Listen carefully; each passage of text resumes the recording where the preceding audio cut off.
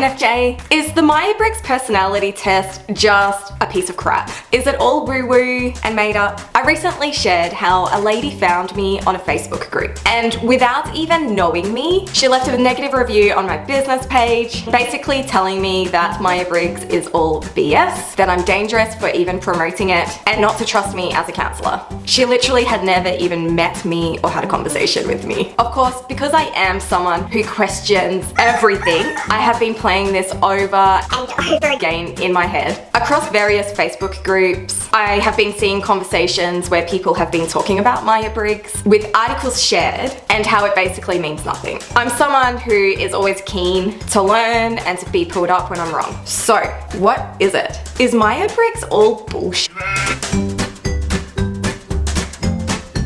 Hey there, I'm Sam. I'm an online counsellor for INFJs, introverts, and empaths. I also leave paper cranes in the community with little messages of hope for people to find. Oh my god, seriously. Ever since that experience, and since reading articles about the Myer Briggs personality testing, there's a part of me that wants to cringe whenever I say INFJ. I have done a lot of thinking about this, and I've been very back and forth. Before I let you know my thoughts on this, I do want to share a message that I received on Instagram after I had the online hater. And this is what it said. Hey, I just watched your latest YouTube video about the online bully. I had a look at the articles she used to defend her position. Working as an academic in universities, working and teaching mental health for nearly 20 plus years, I can confidently say to you, please don't give any weight to someone who sends you articles with words such as nonsense, bullshit, garbage in the titles. She clearly has no actual professional background in this area or any area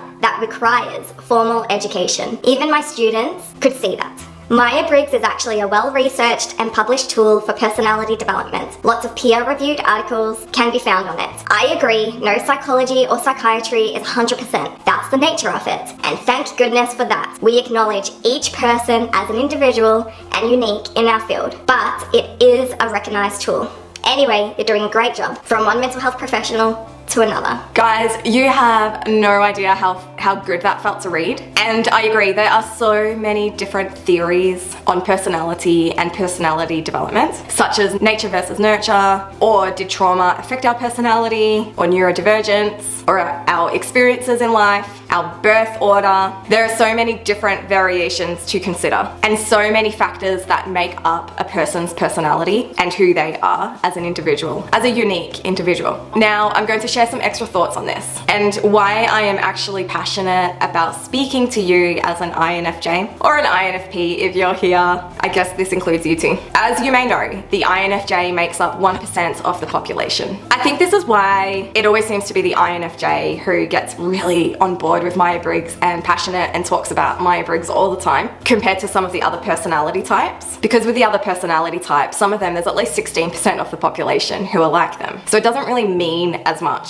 For an INFJ, you have probably always felt like a fish out of water, like you don't quite fit in or nobody gets you, and you might have always felt like a little like you were out of place. I think when you do a personality test like this and you are typed as an INFJ and you read the personality description, it can be a major moment for an INFJ. Everything starts to click in. Finally, you understand yourself and you learn that there is nothing wrong with you, that your brain just functions in a different way, and that's okay. You can begin to have an acceptance of your difference and stop trying to change yourself to be like everybody else. If Myer Briggs is able to help someone to love themselves more for who they are and to help an INFJ to find a place of belonging, because as you probably already know this, a lot of INFJs end up connecting with each other online, then what is the harm in that? Of course, I don't think personality types should be an excuse for you to be a complete